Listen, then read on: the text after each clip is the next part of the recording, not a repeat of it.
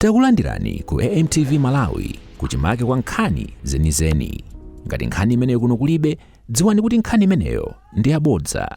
Chino tingati kunena kuti ndi chaka chodabwisa.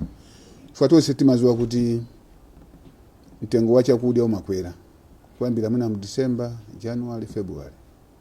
Koma chaka chinochi ndi pamene mtengo ukusika. Mtengo wa chimanga wasika andi ukhala kusika. Ndakhani kunena kuti mtengo ukhala kusika. Izizi ndi manena chifukwa choti mu economics timati demand and supply. Ngati china chilichonse chili in high supply or in huge supply, mtengo wake umayena kusika. So kukhulupirira kuti president yathu tiwathokoze kwambiri chifukwa cha nzeru zakuya zomwe ali nazo kuti Amalawi akhale nawo. Ndi president ekhayo mwandanena kale kuti amatha kudziwa kuti apanga chani pakakhala mavuto. Ndi president ekhayo amene akudziwa mavuto a Malawi. Ndi amene amadziwa vuto linali lonse Malawi amakhala nawo. Ifake chaka chino tikunyadira kuti chakudya tili nacho.